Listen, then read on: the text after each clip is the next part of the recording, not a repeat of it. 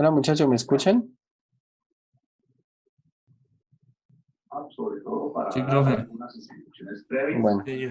no se ve porque acá se fue la luz.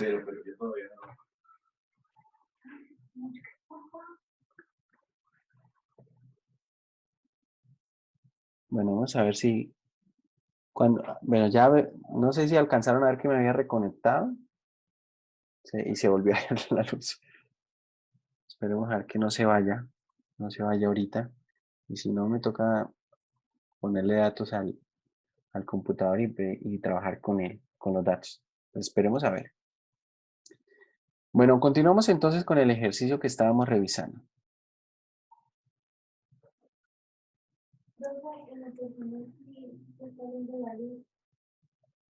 Entonces veamos. Por aquí habíamos establecido el valor de omega, entonces era 8, ¿verdad? Era 8 porque nos hizo caer en cuenta un compañero, el omega cuadrado era 64. A ver, esperen, verifico si ahí estamos grabando. El omega cuadrado era 64, entonces el omega es 8. Entonces la ecuación de movimiento, ¿quién es? Es x de t igual a c1 coseno de 8t más c2 seno de 8t, ¿vale? Más seno de 8t. Ahora ponemos las condiciones iniciales. Teníamos que x evaluado en 0 era 2/3 y que x' evaluado en 0 era menos 4/3, como aparece aquí. Es importante poder reconocer bien toda esta información a partir del enunciado. A partir del planteamiento de las ecuaciones de las condiciones iniciales, entonces nosotros vamos a establecer lo que va a ser la solución. Bueno, acá tenemos la ecuación de movimiento. Veamos, por acá está la ecuación de movimiento. Por acá tenemos las condiciones iniciales, posición inicial y la velocidad inicial, que es menos 4/3. Y a partir de esto, entonces, resolvemos el PBI y encontramos la solución de la ecuación diferencial, es decir, la ecuación de movimiento. Acá surge una pregunta inmediatamente y es la siguiente. Si nosotros tenemos esta ecuación, la pregunta que podemos hacer es, ¿cuánto tiempo debe pasar, por ejemplo, para que la masa pase por la posición de equilibrio? ¿Cierto? Es decir, la masa está arrancando desde una posición por debajo de la de equilibrio, entonces la masa va a pasar por aquí por la posición de equilibrio cuando vaya en ascenso, ya transcurrió cierto tiempo, luego vuelve a pasar por la posición de equilibrio en descenso y así. La pregunta es, ¿cuánto es este tiempo? Digamos la primera vez que la masa pasa por la posición de equilibrio. Cómo hago para hallar ese tiempo a partir de aquí? Es decir, en última será igualar esto a 0, ¿verdad? Resulta que esa respuesta acá es complicada de resolver. Es bien complicada de resolver. Entonces, la forma en la que podemos resolver, o bueno, para poder resolver esta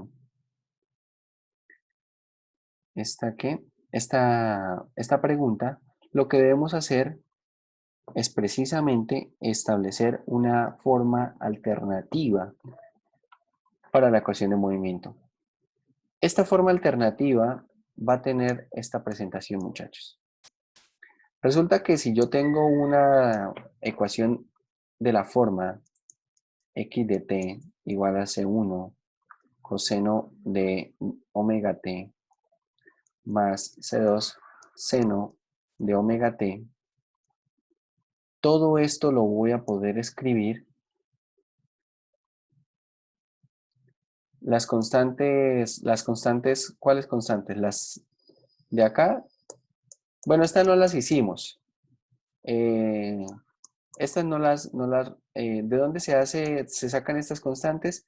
Hay que resolver el PBI, ¿sí? Es decir, lo que me interesaba de este ejercicio era precisamente que pudiéramos de alguna manera traducir la información verbal que teníamos allí, la información escrita, en términos del problema, ¿sí? ¿Qué información nos estaban dando? Y observe que este problema, este ejemplo, en lo personal me parece que es un buen ejemplo para empezar. ¿Por qué? Porque es un buen ejemplo para empezar porque hay una mezcla de varias cosas, ¿cierto? Habla de la masa, pero en términos del peso, ¿sí? No confundir las libras con unidades de masa, primero. Luego pone las unidades de longitud en pulgadas, pero hay que hacer de una vez conversiones para unidades de pies.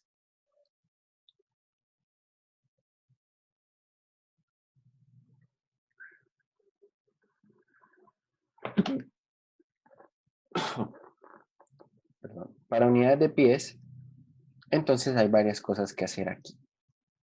Pero no, las constantes no las hallamos. Lo que me interesaba era ver cómo poder hallar el valor de la masa, el valor de la constante de restitución, plantear la ecuación diferencial, plantear la solución general y las condiciones iniciales. Ya resolver este PBI es algo que deberíamos saber hacer, ¿no? Pero más tarde vamos a empezar a seguir problemas de este estilo con todos los detalles.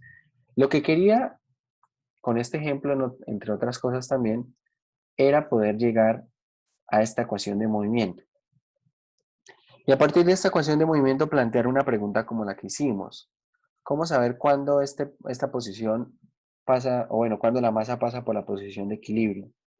Y para eso no es fácil resolverlo desde esta presentación de la ecuación de movimiento. Vamos a necesitar una forma alternativa.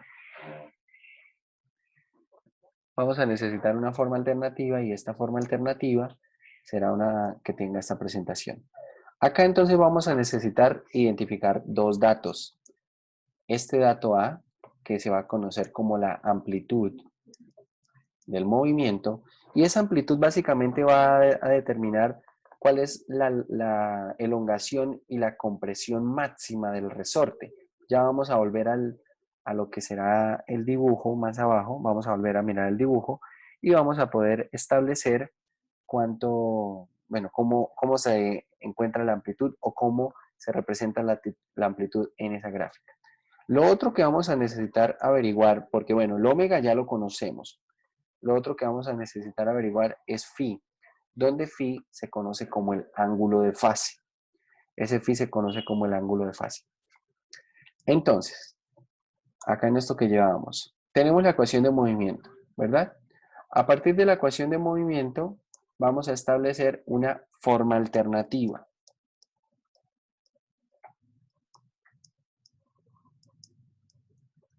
Una forma alternativa, y la forma alternativa para la ecuación de movimiento va a ser precisamente la amplitud por el seno de WT, omega T, más phi, donde phi es un ángulo de fase.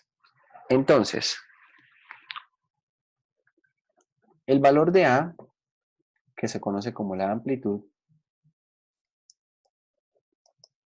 ¿cómo se calcula?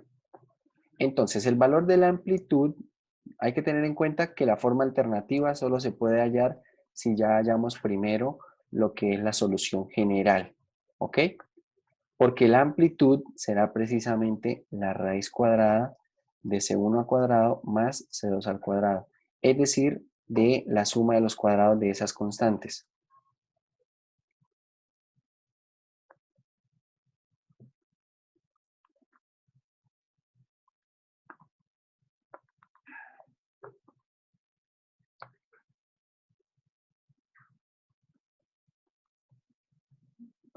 ¿Bien?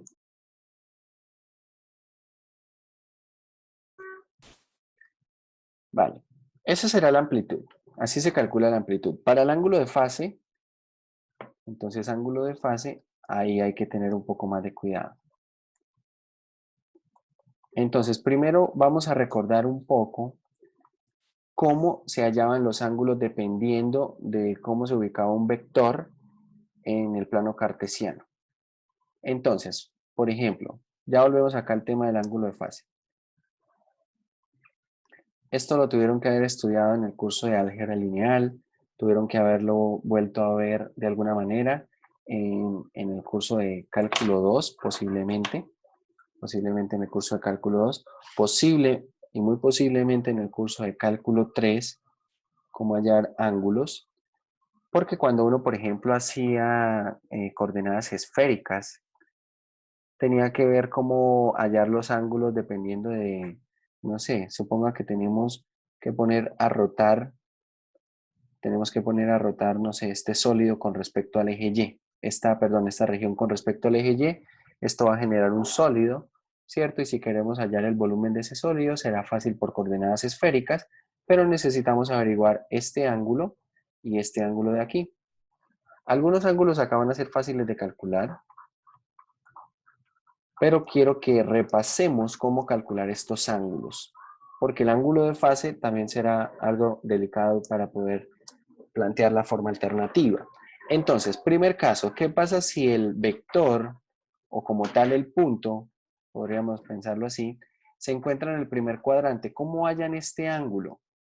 Llamémoslo teta por ahora. ¿Cómo lo hallan? Acá vamos a poner entonces una cantidad C2 y acá vamos a poner esta cantidad C1.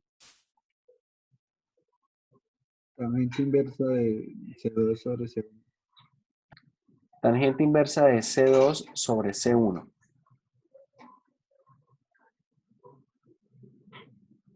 ¿Seguro? Es tangente inversa de C1 sobre C2, ¿no? Eso.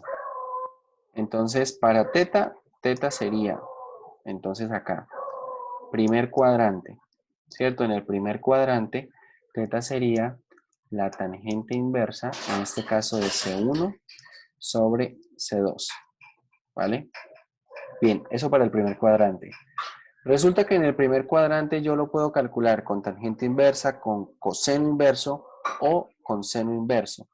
Resulta que si esto es C1 y C2, de acuerdo a las constantes que estoy utilizando acá, ¿cuál es la longitud de este segmento blanco? ¿Cuál es la longitud? Va a ser precisamente A. ¿Sí estamos de acuerdo?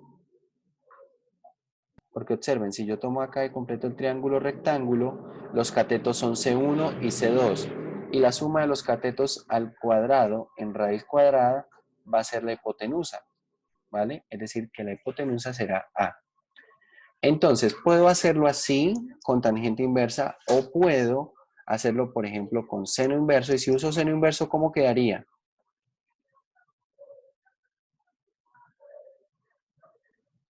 C1 sobre A. Sí, señor. O también puedo usar coseno inverso de C2 sobre A. Puedo usar cualquiera de estos, ¿vale? Cualquiera de estos. Ahora, ¿qué pasa si está en el segundo cuadrante? Entonces, vamos a ver. Voy a hacer otro dibujo para no mezclar tanto el dibujo que está ahí arriba. Si ahora el ángulo está acá en el segundo cuadrante, o bueno, perdón, sí, el vector como tal está cayendo en el segundo cuadrante. Es decir, en este caso, el valor de C2, que está por acá, tiene signo negativo y el valor de C1 es esto. ¿Cómo se calcula ese ángulo? Ese ángulo que será este, ¿no? Este ángulo teta para el segundo cuadrante. ¿Cómo se calcula? Sería 180 menos la tangente inversa de C1 sobre C2. Pero tengan en cuenta que C2 es negativo, ¿verdad? Si es más o menos como lo dice usted, esto será, bueno, lo que usted está pensando es en hacer esto. Todo este ángulo teta sería como A. Todo el ángulo completo, el ángulo llano de 180 o de pi, le resto este, ¿cierto? Que sería como un ángulo, vamos a llamarlo alfa. Entonces, claro, alfa en amplitud, ¿quién sería? Alfa en amplitud sería como tomar por acá yo una reflexión de ese punto, ¿cierto? Y reflejarlo acá. Es decir, que ahora esto tiene acá coordenada menos C2. ¿Estamos de acuerdo? Menos C2, C1. Y entonces alfa sería esto. Pero entonces alfa, ¿qué sería? Alfa sería tangente inversa de C1 sobre menos C2. Entonces podríamos calcularlo así. Esto sería pi menos, ¿cierto? Pi menos el valor de alfa, que el valor de alfa sería la tangente inversa de ¿quién? De C1 sobre menos C2. Esto cuando hacemos el producto queda menos C1 sobre C2, pero la tangente inversa es una función impar. Por lo tanto, este menos va a salir a multiplicar ya que queda más la tangente inversa de C1 sobre C2. Bien, así lo vamos a calcular para el segundo cuadrante. Para el tercer cuadrante, observe que en el segundo cuadrante estamos usando aquí la tangente. Estamos usando la tangente inversa, pero no funciona completamente bien. Precisamente por eso le estamos sumando aquí pi. Resulta que en el segundo cuadrante la tangente inversa no funciona bien, pero ¿quién sí funciona bien? Coseno inverso. ¿Saben por qué funciona bien coseno inverso o no? Si ustedes recuerdan los dominios restringidos de las funciones para poderlas invertir, para poder invertir la función seno, lo que es el dominio restringido, será el intervalo de menos pi medios a pi medios. Es decir, que el seno inverso arroja o devuelve valores de una forma correcta y precisa para el cuarto y primer cuadrante, es decir, de menos pi medios hasta pi medios. Seno inverso funciona muy bien en el cuarto y primer cuadrante. La tangente, resulta que la tangente también se restringe en este mismo valor, pero abierto, porque tiene asíntotas en menos pi medios y en pi medios. Por eso la tangente también funciona bien en el primer cuadrante y en el cuarto cuadrante. La función coseno, por su parte, el dominio restringido es de 0 a pi. Por eso funciona bien en el primer cuadrante y en el segundo cuadrante.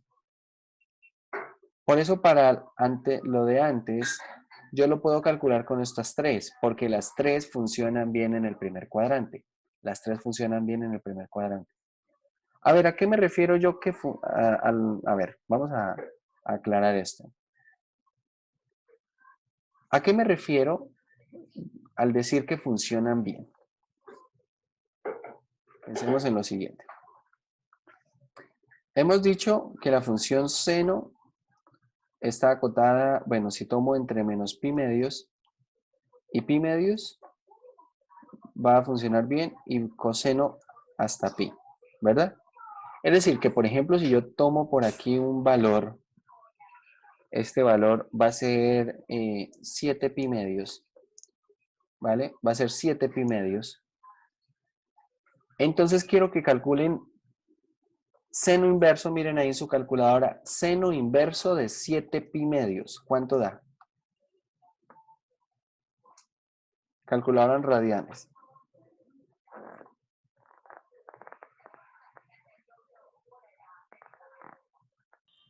Profe, sale error. Syntax error. Seno inverso de 7 pi medios. ¿Por qué hay problemas allí? Bueno, ahora quiero que miren, bueno, pongan en la calculadora esto. Van a poner seno inverso del seno de 7 pi medios, así. Seno inverso del seno de 7 pi medios. Y quiero ¿No que da me digan, 5 medios? ¿No da lo mismo? miren la calculadora. Menos un medio de pi. Da menos pi medios, ¿verdad? Da menos pi medios. Porque, bueno, alguien dijo que era como lo mismo. ¿Por qué pensaba que era lo mismo?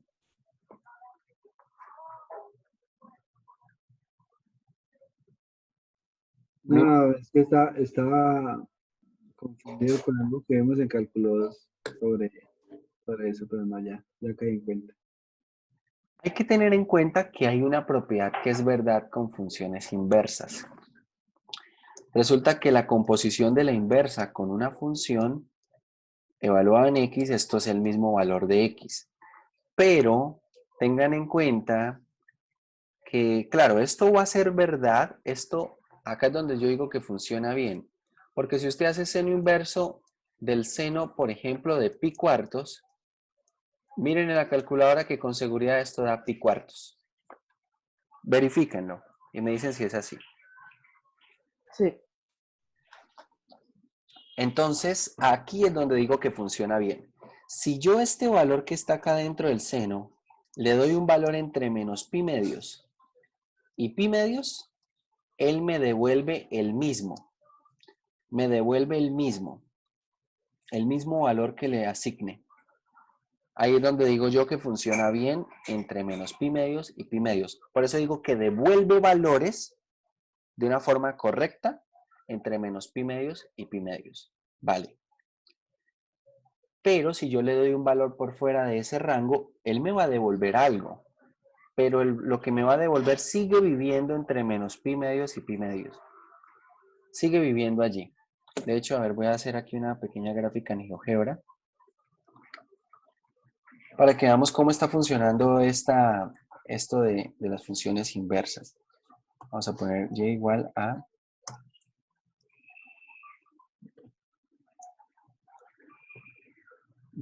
seno de x. Resulta que la función, voy a cambiar acá la escala,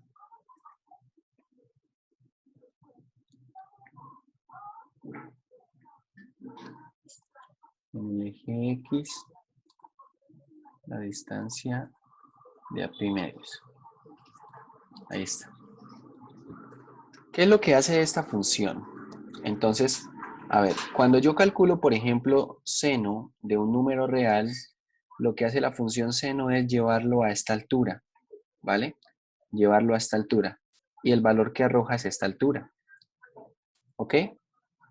Pero si yo calculo seno inverso de un número real que, bueno, se va a mantener entre menos 1 y 1, entonces, claro, observen, entre menos pi medios y pi medios, la idea es esta.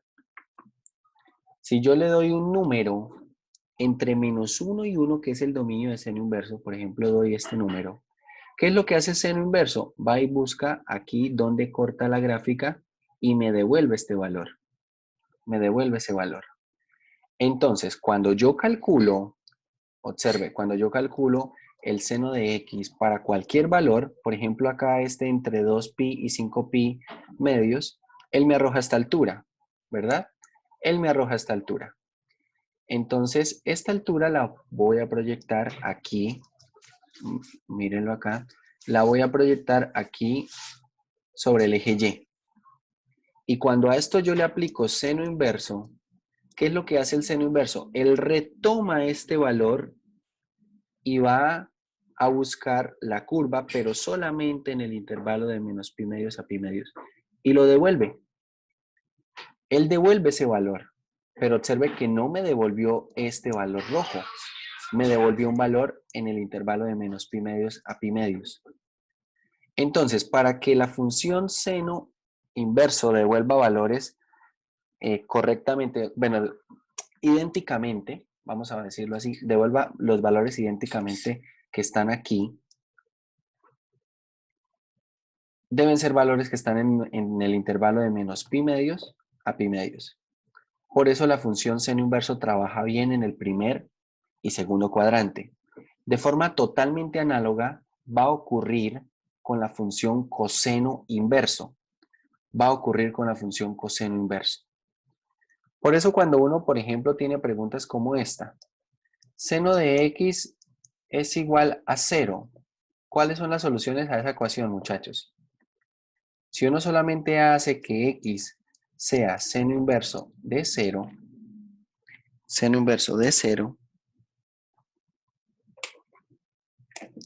está cometiendo un error.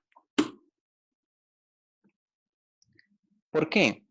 Porque solamente se está centrando en el valor que devuelve el seno inverso. Seno inverso de 0 es 0. Es decir, concluye que x es igual a 0, pero no es el único valor. Seno de x se hace 0, en pi, en 2pi, en todos los múltiplos de pi. Bien, por eso con con estas funciones no se puede trabajar así.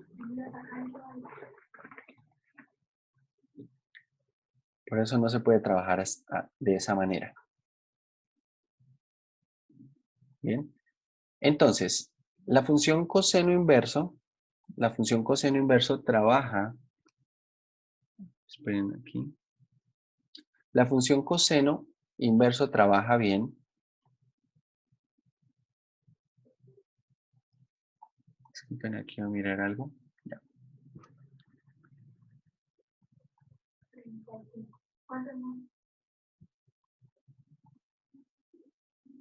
Vale, voy a borrar por aquí. Entonces, la función coseno inverso trabaja bien entre lo que es el primer y segundo cuadrante. ¿Por qué? Por lo que habíamos escrito aquí, el dominio restringido para la función coseno, ¿quién es? El dominio restringido para la función coseno es de 0 a pi. De igual manera, si usted hace esta cuenta, si usted hace coseno inverso del coseno de x, pero este x vive en el intervalo de 0 a pi, él le devuelve el mismo valor de x, el mismo. Pero si usted hace coseno de inverso del coseno, por ejemplo, vamos a poner aquí 5pi. ¿Cuánto le da esto? Esto no le va a dar 5pi. ¿Esto cuánto le va a dar? Miren allí. Debería darles pi, pero miren allí. En la calculadora.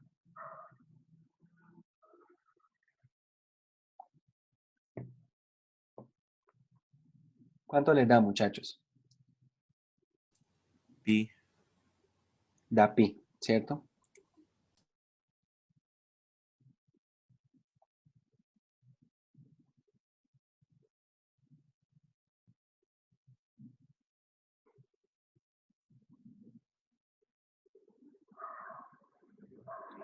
Entonces, pensando en esto, en cómo trabajan estas funciones, es que uno debe calcular estos ángulos. Por ejemplo, acá, entonces pensémoslo. Aquí yo puedo trabajarla con esta tangente inversa, pero como ya lo dije, podría trabajarlo también con el coseno inverso. Y el coseno inverso acá trabaja bastante bien, ¿vale? El coseno inverso acá trabaja bastante bien. Es decir, que este teta sería lo mismo que el coseno inverso de ¿quién? Acá, bueno, tenemos la amplitud, ¿vale? Nuevamente acá esto es la amplitud. Y este adyacente sería C2 siendo negativo, y acá con la amplitud, ¿vale? Sería de esta manera.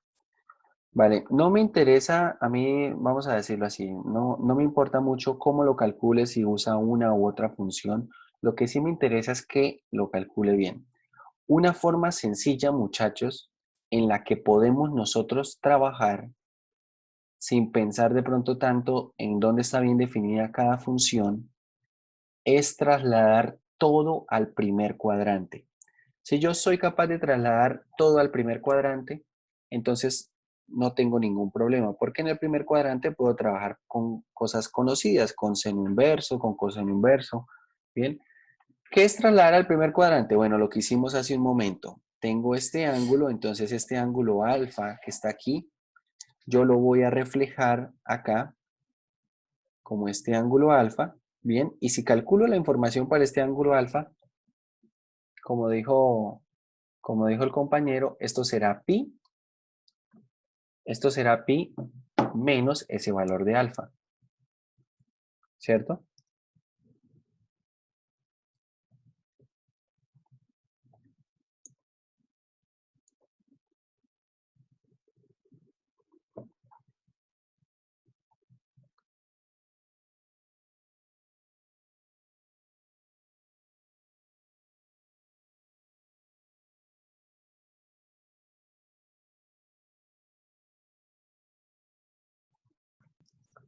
Entonces, del segundo cuadrante, veamos, del segundo cuadrante, ¿cómo traslado al primer cuadrante? Vamos a pensar solamente en el ángulo alfa, ¿vale? Entonces, el ángulo teta, este ángulo teta, ¿quién será? Este ángulo teta es pi menos alfa. Listo. Y ahora aquí, Trasladándolo al primer cuadrante, miro cómo hallar alfa. ¿Ok? Ahora, si estamos en el tercer cuadrante, voy a borrar esto que está aquí. Si estamos en el tercer cuadrante, ¿qué hacer en el tercer cuadrante? El tercer cuadrante tal vez es el cuadrante más delicado. ¿Por qué? Porque en ese tercer cuadrante ninguna función trabaja bien. Entonces veamos en el tercer cuadrante.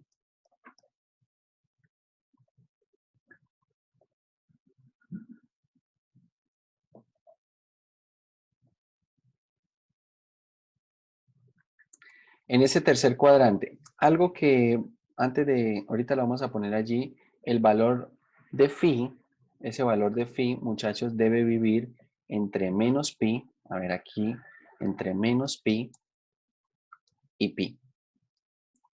Es decir, que si por ejemplo nosotros estamos calculando un ángulo acá en el tercer cuadrante, este ángulo no lo vamos a calcular así, no. Lo vamos a calcular de esta manera. Es decir, por el menor recorrido posible hasta el semieje positivo de X. El menor recorrido posible. Así vamos a calcular el ángulo. Entonces ahora este ángulo, ¿quién es? Pregunto, ¿quién es ese ángulo? Podríamos, por ejemplo, trasladarlo acá al primer cuadrante. A ver, si acá esto es A y acá esto es B. ¿Cómo queda este vector en el primer cuadrante? ¿Cómo queda? Entonces este vector va a quedar por aquí. ¿Y qué coordenadas tiene? Acá esto va a ser menos A y esto aquí va a ser menos B. ¿Cierto? Va a ser menos A y menos B. Y si yo puedo calcular este valor de aquí, llamémoslo alfa, que va a ser en amplitud, este mismo alfa, entonces una vez lo traslado al primer cuadrante ese valor de alfa, el valor de teta, ¿quién será? ¿Quién es el valor de teta? El valor de teta será menos pi, ¿cierto? Será menos pi más alfa. Tengan en cuenta que si ya trasladé alfa al primer cuadrante, ese alfa es positivo. Por lo tanto, si hago menos pi más alfa, desde menos pi, ¿cierto? Me muevo alfa, un ángulo alfa, que al sumarlo me estaría moviendo en sentido horario. Perdón, en sentido antihorario. Me estaría moviendo en sentido antihorario. Entonces, así sería un ángulo positivo, ¿vale? Bien. Ahora, ¿qué pasa si está en el cuarto cuadrante? ¿Qué pasa si está en el cuarto cuadrante? Vamos a hacer otro dibujo para no borrar tanto en eso.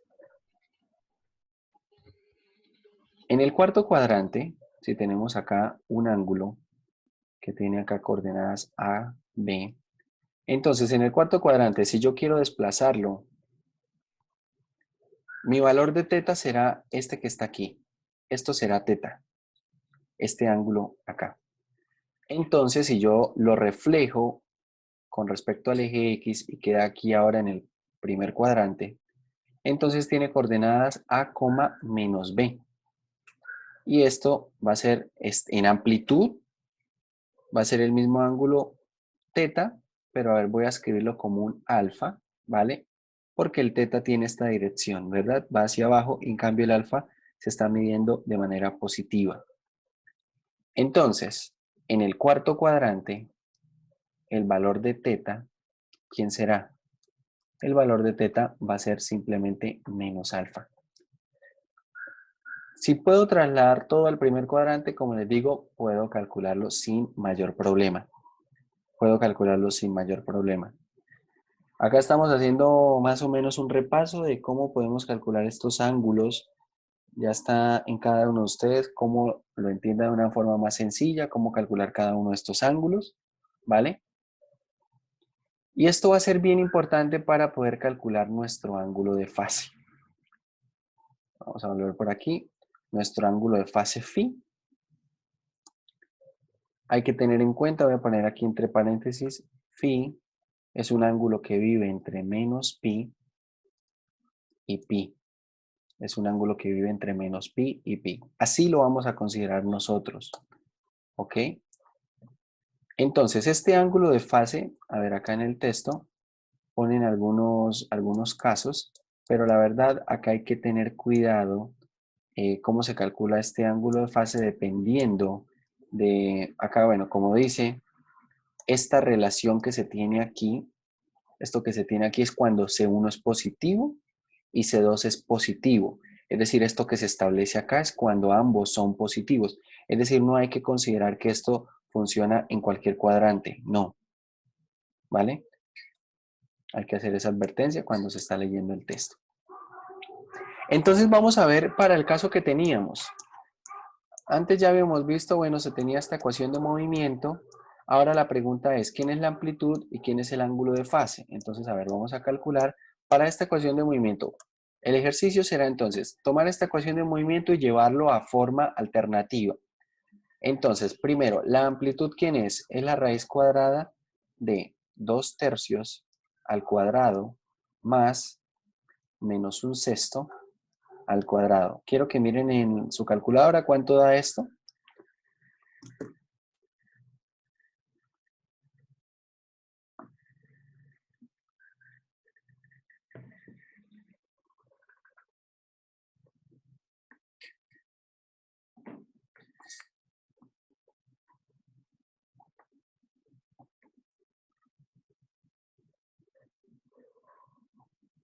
¿Cuánto da, muchachos?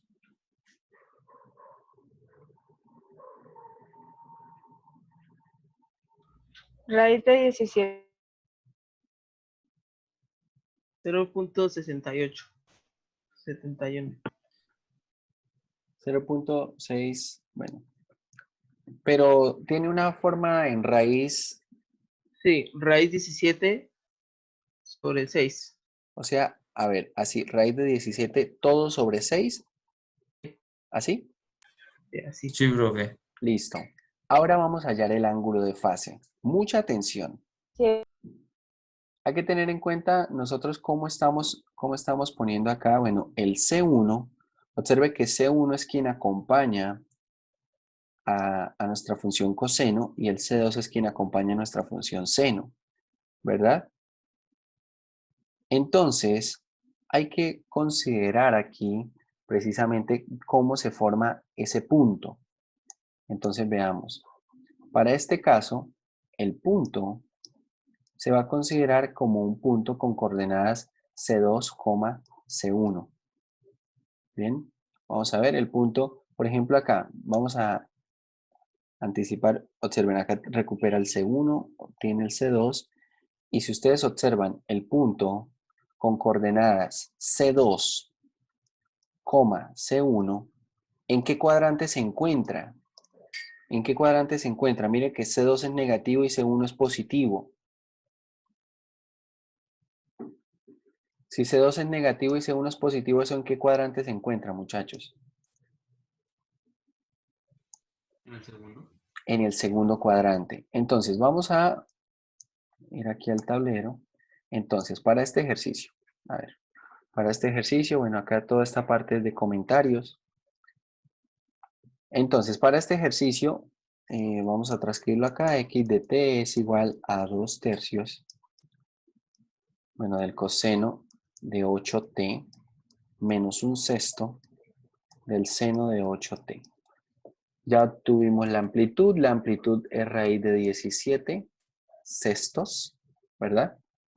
Ahora, el punto siempre, tener claro que se va a formar con las coordenadas C2, C1, donde C2 es quien acompaña a coseno y C1 es quien acompaña a seno, ¿vale?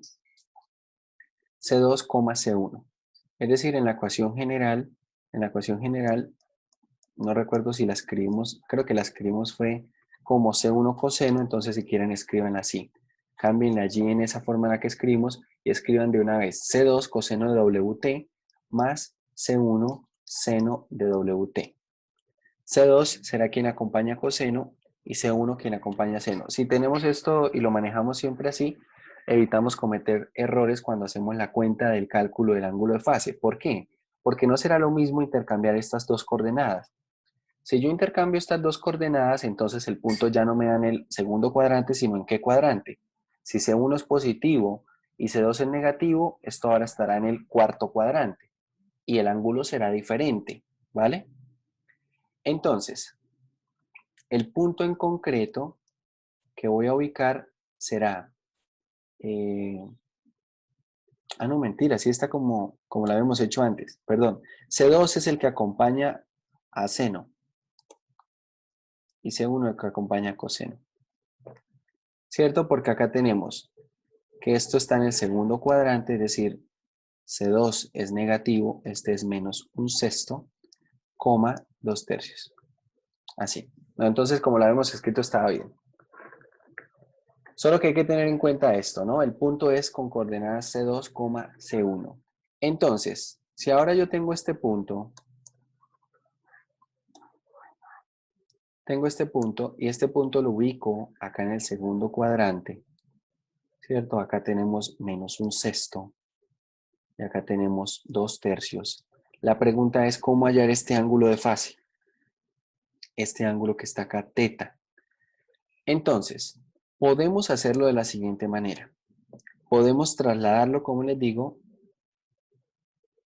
al primer cuadrante y formar el punto de coordenadas un sexto, 2/3, ¿vale? Es decir, acá va a quedar un sexto y acá tiene altura 2/3. Y vamos a hallar este ángulo, llamémoslo alfa. Bien. Por lo tanto, bueno, este no lo llamemos teta, llamémoslo phi, que es nuestro ángulo de fase, phi. Entonces, ¿quién es nuestro ángulo de fase phi? Nuestro ángulo de fase phi será pi menos alfa. ¿Pero quién es alfa? Alfa es tangente inversa ¿de quién? Del opuesto, que es 2/3, sobre el adyacente, que es un sexto.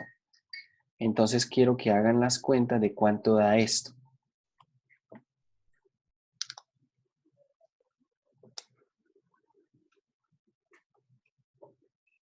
Quiero que hagan las cuentas de cuánto da esto.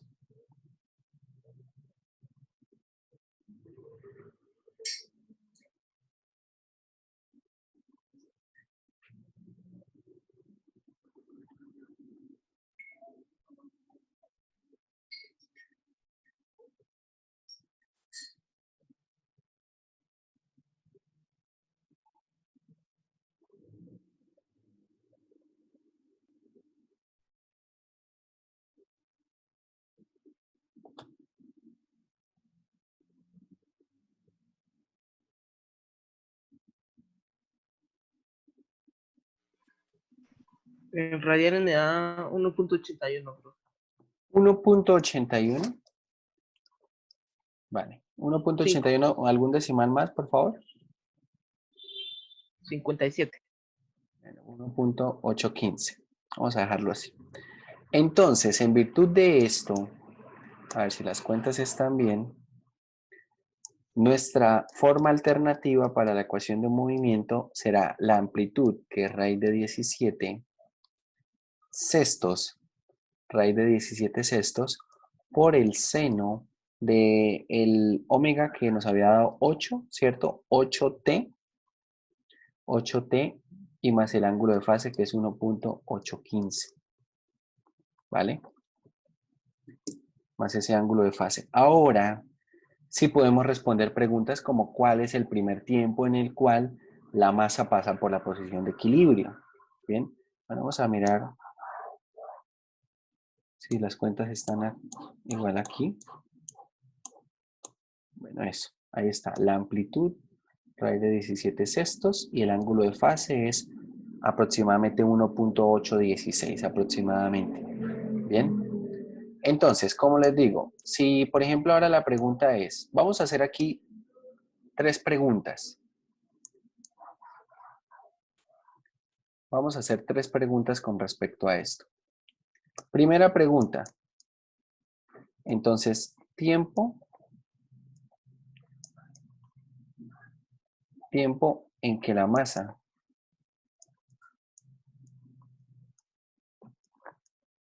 pasa por la posición de equilibrio.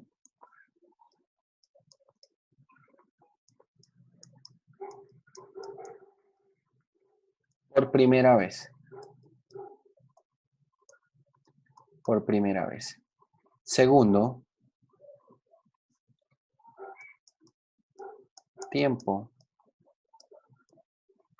en que la masa pasa por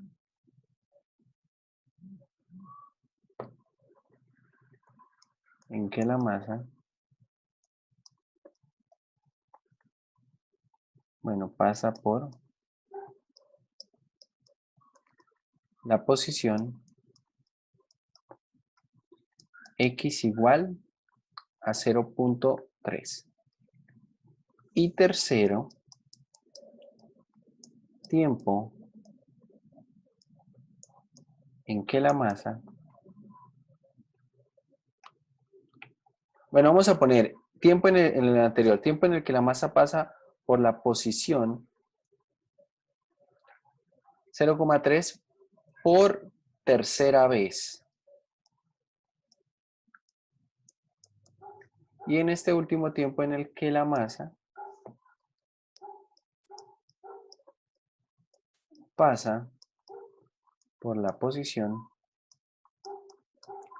X igual a menos 2 por segunda vez. Estas preguntas ahora pueden encontrar respuesta a partir de la forma alternativa. Y antes no era fácil hallar esta respuesta. ¿Por qué? Precisamente porque no tenemos muchas propiedades que permitan trabajar con la forma que teníamos antes para la ecuación de movimiento. Observemos.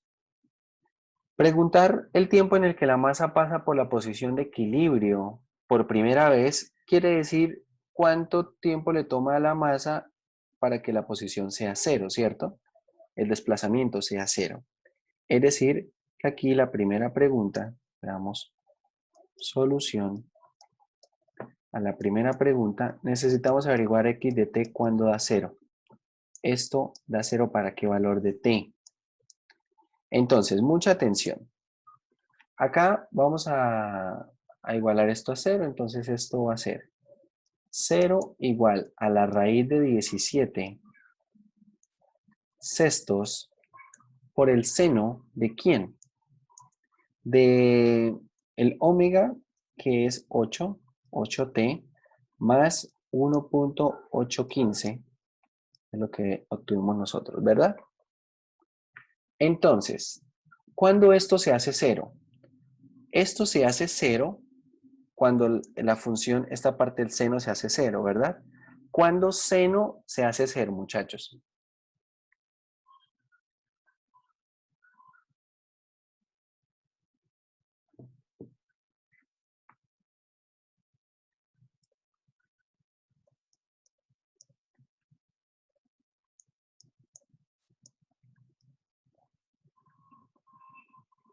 La función seno se hace cero si el argumento es un múltiplo de pi.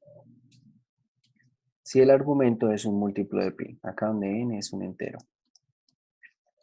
Es decir, de acá despejamos el tiempo, 8t va a ser igual a npi menos 1.815. Por lo tanto, el tiempo, todos los tiempos, mucha atención, todos los tiempos en los que la masa pasa por la posición de equilibrio están controladas por esta ecuación. Entonces, ¿qué pasa? Yo quiero averiguar cuál es el primer tiempo. Podría averiguar cuál es el décimo tiempo. ¿Y cómo hago para averiguar eso? Para averiguar eso, entonces empiezo a darle valores a n. Entonces, si n, por ejemplo, es 0, quiero que miren cuánto da t.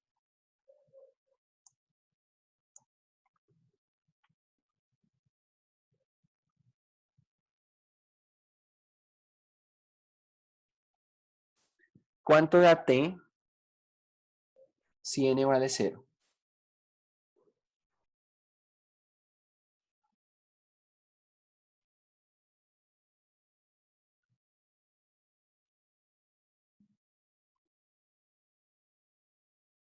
Menos 0,2268.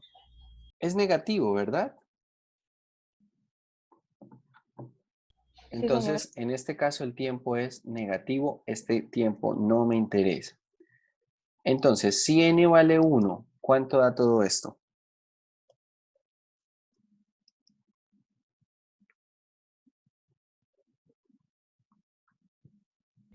Cero coma 1658. Vamos a dejarlo así. Entonces, este es el primer tiempo en el que la masa pasa por la posición de equilibrio, el primer tiempo. Pero acá mismo, así como estamos resolviendo el problema, yo podría averiguar si la masa, o bueno, el tiempo en el que la masa pasa por la posición de equilibrio por quinta vez, por décima vez. ¿Y cómo hago para averiguar esos tiempos? Pues sigo dando valores a n. Entonces, si n vale 2, obtengo otro dato. Ojo, es posible que dependiendo del ángulo de fase, cuando n sea 0, obtengamos el primer valor positivo, ¿vale? Es posible que en n igual a 0 obtengamos el primer valor positivo, o que si n vale menos 1, el valor sea positivo, etcétera. Dependiendo del ángulo de fase y dependiendo de la pregunta que estemos respondiendo, ¿ok? Entonces, por eso hay que empezar a buscar este límite. Este límite entre los valores de n, este salto de donde da negativo a donde empieza a ser positivo, para empezar a contar los tiempos que son positivos. Si quiero el tercer tiempo en el cual la masa pasa por la posición de equilibrio, entonces busco el primer tiempo positivo y de ahí en adelante comienzo. Puede ser que este tiempo sea cuando n valga 2. Eso no siempre va a ser igual, ¿ok? Entonces hay que encontrar ese momento en el que para un valor de n da negativo y para el siguiente valor de n da positivo el tiempo. Si estamos respondiendo a esa pregunta. Listo, vamos a la siguiente pregunta. Segunda pregunta. Segunda pregunta. Tiempo en el que la masa pasa por la posición 0,3 por tercera vez. Entonces, la masa va a pasar por la posición 0,3. Bien, por tercera vez. Acá tenemos raíz de 17 sextos seno de 8t más 1.815. Entonces despejamos de acá, vamos a despejar t, es decir que esto va a ser 0,3 por 6 sobre raíz de 17, ¿ok? Sobre raíz de 17 y esto va a ser igual al seno de 8t más 1.815. Y acá vamos a tener que tener cuidado. ¿Cuánto da toda esta cuenta? 0,3 por 6 sobre raíz de 17.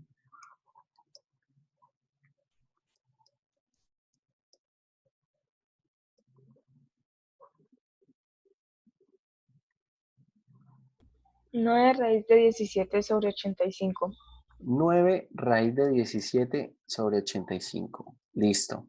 Mucho cuidado con lo siguiente. Lo que uno estaría tentado a hacer ahora sería tomar seno inverso a ambos lados. A ver si tenemos todavía aquí en GeoGebra. Resulta que yo quiero averiguar, por ejemplo, dónde la masa pasa por una posición 0,3. Es decir, acá vamos a tener esta posición, esta otra posición y así. ¿Bien? ¿Qué ocurre? ¿Qué ocurre? Que cuando yo calculo el seno inverso, entonces el seno inverso me va a devolver este valor, solamente este valor. ¿Bien? Este valorcito que está acá. ¿Cómo hago para conseguir más valores? Por ejemplo, para conseguir más valores, yo le puedo sumar el periodo. Si yo le sumo el periodo, consigo otro valor. ¿Vale? ¿Vale? Bueno, el periodo, la letra T. Pero aún así, y bueno, y si le sumo 2 veces el periodo, entonces voy a encontrar por acá otro valor donde pasa por esa posición. Si le resto una vez el periodo, voy a encontrar otro valor, tal vez ese no me interesa tanto porque va a ser un valor negativo para el tiempo, pero igual puedo hacerlo así. Es decir, que cuando yo calcule seno inverso, realmente será seno inverso de la cantidad, de esa cantidad que teníamos allá, vamos a llamarla M, seno inverso de esa cantidad, pero debo sumarle múltiplos del periodo. Bien, y ahí vamos a obtener más tiempos. ¿Sí es claro lo que estoy diciendo?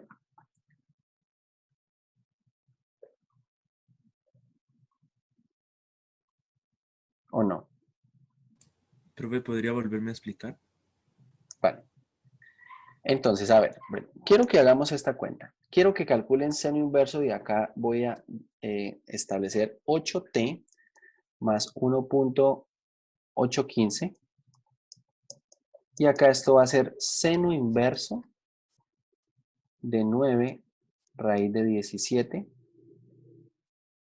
¿cierto? 9 raíz de 17 sobre 85. Bien, entonces, calculan esto. Acá hay dos opciones. Dos opciones.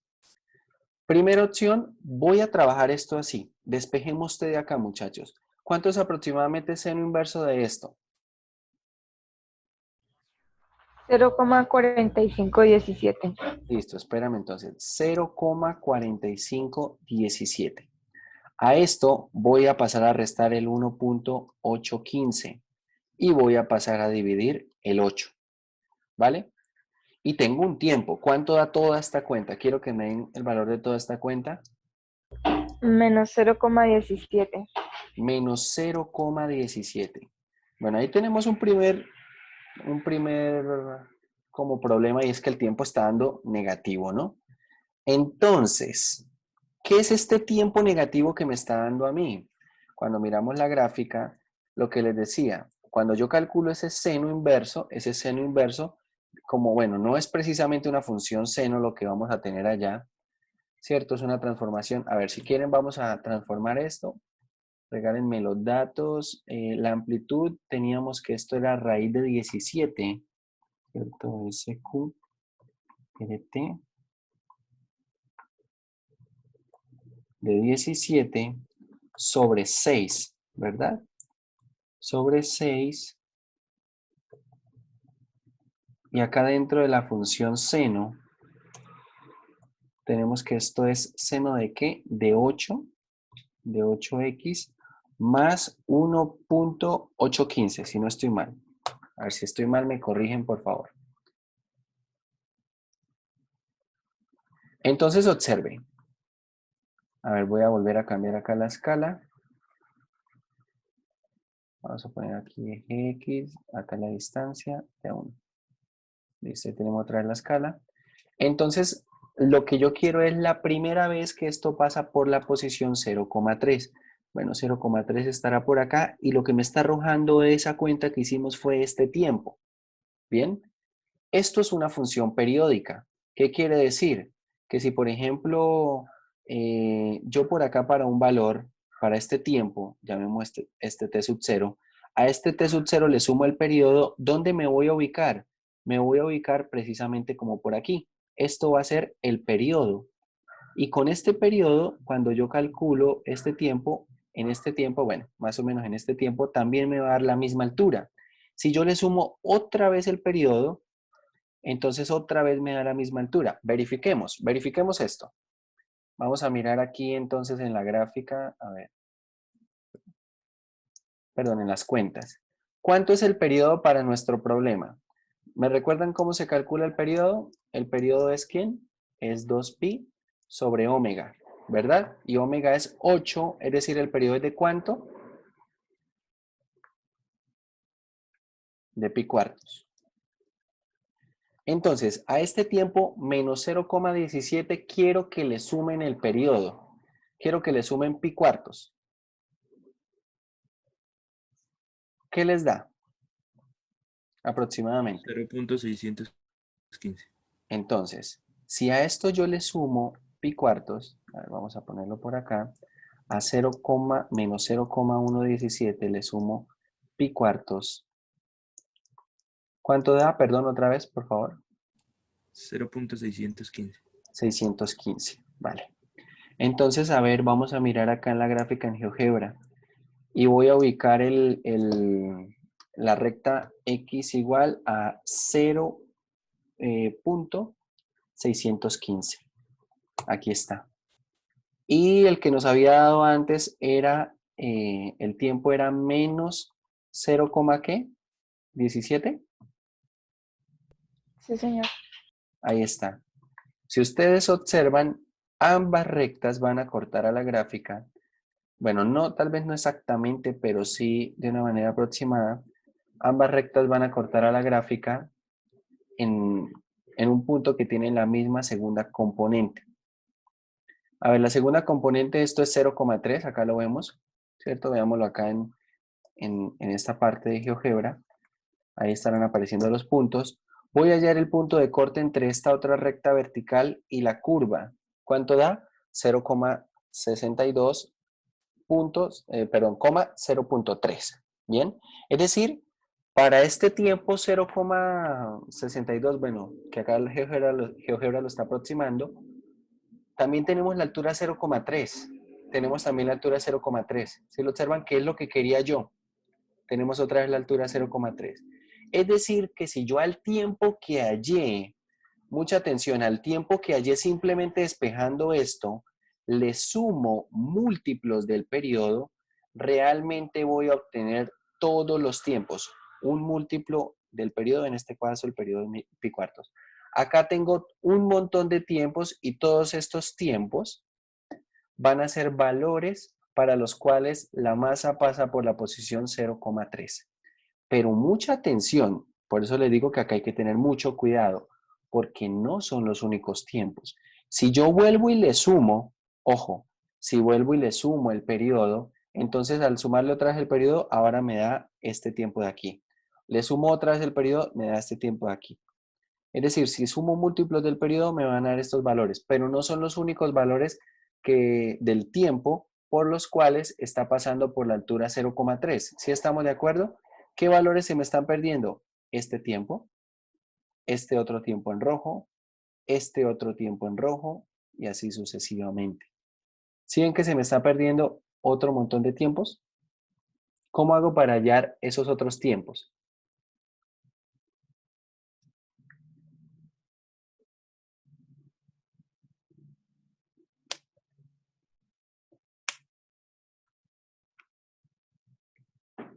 ¿Qué se les ocurre, muchachos?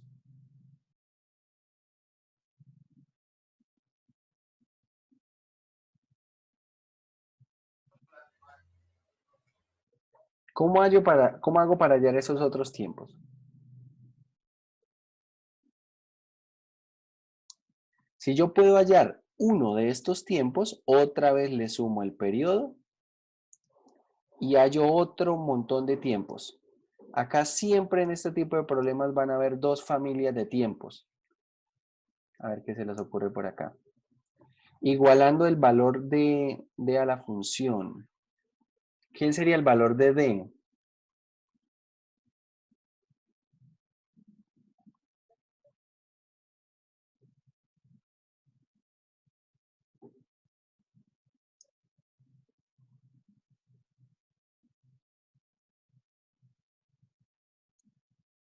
El valor de Y. No sé, ¿quién es el valor de Y? Vamos a esperar si no estoy leyendo bien yo. El valor de la función de Y.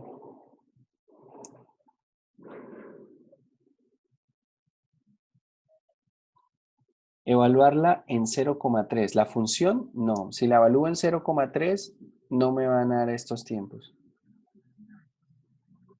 Precisamente yo quiero saber tiempos para los cuales la función valga 0,3.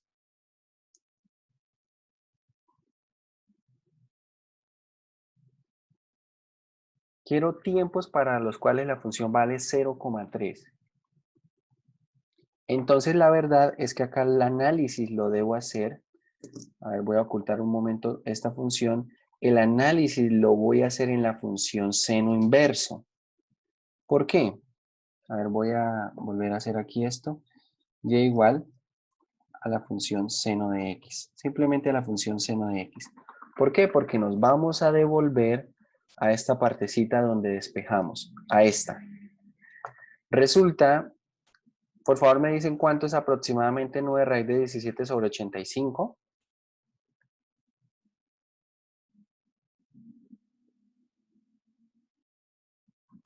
0,4517. Vale, esperen un momento. 0,4517. La verdad, la cuestión acá está en esto. Yo estoy igualando seno de 8t más 1.815 a 0.4517, ¿vale?